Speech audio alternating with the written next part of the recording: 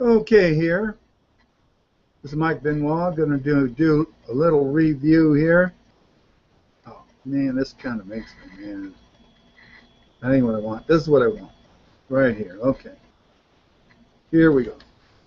All right, so we're going to do a little debunking of the tyranny that's placed upon the mind of man by Stefan Molyneux. Now, you're going to have to take a close look at what this guy says and break it down to find the tyranny. And that's exactly how the tyranny upon the mind of man works, because it's designed to bring a control about your thought process. And if it's done upon the mind, then it's certainly done without you knowing it, because there's no other way to take control of your thought process except by fraud, lies, and deceit. And you'll see that after a little review here, that's exactly what Molyneux is doing. And so therefore he's a snake oil salesman. He's no different than any of these other propagandists. He's going to put out his opinions. He's going to sprinkle in a little bit of facts, and some of it makes sense. So, and if people don't listen to it closely, they'll absorb it and believe the tyranny. So here we go. This is Stefan Molyneux from Free Domain Radio. So this is ISIS beheadings, or 9/11 continued. 13 years ago today, Osama bin Laden, the head of al-Qaeda, attacked the World Trade Center in New York, causing the deaths of almost 3,000 people. Okay, first slide, because he's got that propaganda from the not the military, well, you might as well say military-industrial complex, but the media-industrial complex. The media-industrial complex, okay? Osama bin Laden, well-known terrorist, denied over and over again any involvement in the 9/11 attacks, and the United States government never charged him with any crime in that regard. So that's his first false premise. Yesterday, Barack Obama announced a new plan to wage war against yet another terrorist organization from the Middle East, ISIS. ISIS was originally the branch of al-Qaeda in Iraq, but in February of this year, 2014, there was a split or a... Okay, so he's just giving you pieces of the information. Some of the ISIS people came from the branch of al-Qaeda that sprung up in Iraq after our invasion, or leaving, or whatever. It's best to kind of look and research and get this information for yourself instead of believing him. But a lot of the ISIS came from the Syrian fighters, the Libyan fighters.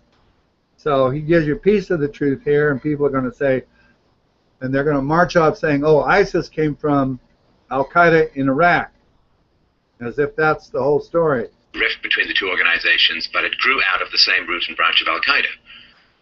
Now, for those of you who don't know, al-Qaeda was originally not a terrorist organization. It was a database. Al-Qaeda actually means the data. It was a data. No, al-Qaeda doesn't mean the data. It means the base.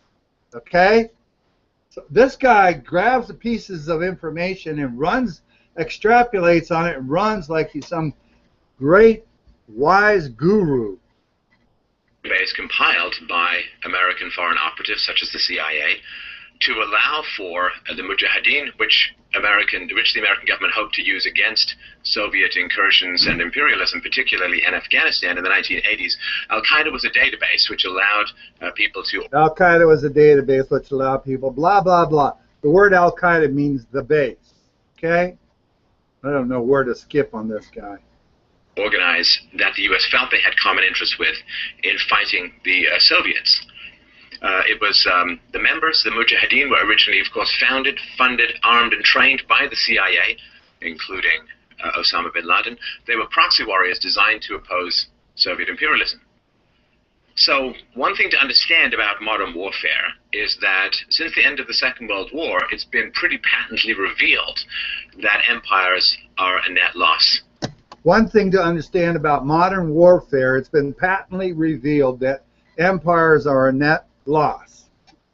But let's listen to what he attributes the net loss to. To the occupier. So the Second World War destroyed Britain's finances almost completely, and as a result, the British Empire unraveled, unwound. England at one point ruled a third of the world. The saying was, Queen Victoria said, the sun never sets on the British Empire. And so if empires were so profitable, then when England was broke, it should have used the resources of the empire to rebuild its economy, but this, of course, is not what happened. Empires are profitable to specific mercantile or capitalism, crony capitalism. Now, he's saying empires are profitable to certain, like mercantilism, crony capitalism, etc., etc. And that's correct only if the rules or the policies are set up for the benefit of these entities. Okay? If the empire, which has been the modern idea of these empires, is not to go in and rape, rob, and pillage and take everything they have, they would be profitable. So he's explaining that they're not profitable. Plain off, not profitable to the society at large. Not true. They are not profitable because they're done with this beneficent attitude nowadays that we don't go in and confiscate all the assets of the vanquished. Some groups within a society, they're a net loss to the society as a whole. So the lesson of the Second World War was that if you can destroy the economy of the occupying power, then that occupying power will withdraw. So the lesson of the Second World War was if you could destroy the economy of the occupying power, then that power would withdraw. Where in Sam Hades did that occur? Where in Sam Hades did the economy of the occupying power get destroyed, and therefore they withdraw? They withdrew. No, the vanquished were vanquished not because their economy was destroyed, but because the Allies flat out kicked their tail and destroyed them. Jeez. Now, as weapons technology has become increasingly sophisticated, empires have become equally expensive to maintain. Now, you know, and he's got one false premise after another. As weaponry or technology or equipment has become more expensive, more complicated, or whatever, let's let him say it again so I can. This little Wizard of Oz. Now, one of the reasons for this is that the occupying powers, particularly the Western powers, do not want to specifically target civilian populations. Not only has it become a war crime, but it also invites retaliation in terms of dirty bombs, radioactive bombs, chemical bombs, or other forms of WMDs against the population of the occupier, the occupying population, such as the Americans. So what's happened as a result of a refusal to target civilian populations is that civilian populations have become camouflaged for the local fighters. They abandon their uniforms or never put them on, and they blend into the local populations. And that requires boots on the ground infiltration and all of the associated vulnerabilities to improvised explosive devices and sniper attacks and so on. And this has made occupation ferociously expensive, and it has made defending against occupation increasingly cheap.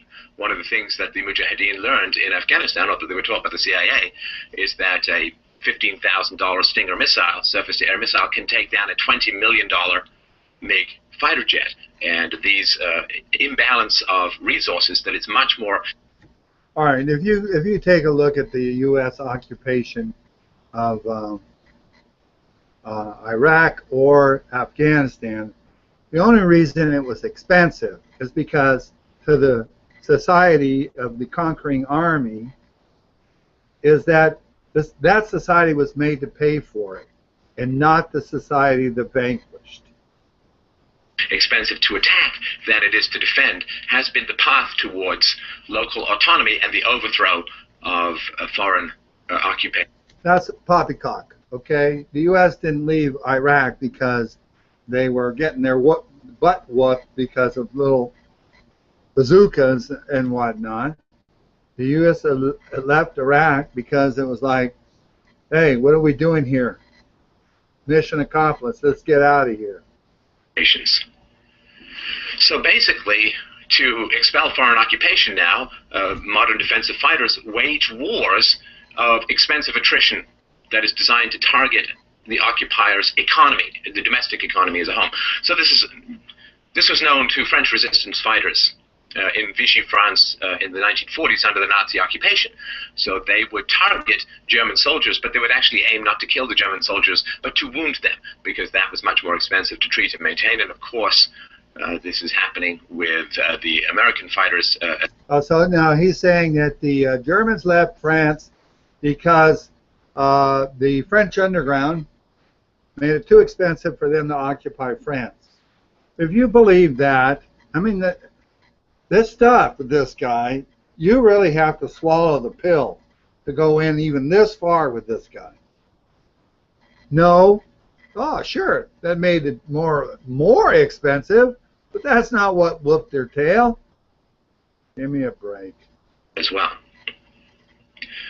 So, this mismatch between the cost of attack and the cost of defense is the new reality of war. The occupier who stays dies. So if you look at the costs of occupation, or in the case of the U.S. war on terror, $5 trillion, most conservatively, it's probably many times that when you count opportunity costs, $5 trillion have been spent on the war on terror. This vastly outstrips the costs of starting the war on terror. Al-Qaeda is estimated to have spent just a few $100,000 on the 9/11 attacks, but their attacks destroyed the equivalent of between a third and a half of America's annual GDP. In other Oh, give me a break. Their attacks destroyed a third or a half of America's GDP. And you know what? Which country just up and left because occupation was too expensive versus the country's cost to dispel us? I mean, how much more are we going to go into this tape? In other words, the cost of attacking America was 10 million times less than the cost of America's response. And of course, this was their stated goal. The cost of attacking America was 10 million times less. And look at on the screen right now. Look at the look on this guy. How does this guy have any credibility? I know he got like 1,000+ thumbs up on this video. And this is what they had been taught when fighting the Russians by the Americans. So Bin Laden broadcasted by Al Jazeera to Muslims throughout the world, and he said, all that we have mentioned has made it easy for us to provoke and bait this administration, i.e. Bush. All that we have to do is send 2 mujahideen to the furthest point east to raise a piece of cloth on which is written al-Qaeda, in order to make the generals race there to cause America to suffer human, economic, and political losses without their achieving for it anything of note other than some benefit for their private companies, such as Halliburton. So this is the stated goal of the fighters in the Muslim world and in the occupied countries, to provoke Americans. Okay, first, it's not the occupation that's expensive. It's the engaging in the attacking and all the military operations and destroying these countries and then rebuilding them on American taxpayers' expense. I've had enough. Every video this guy puts out is similar to this stuff, and so start listening to him with a critical eye, a critical ear. Thank you.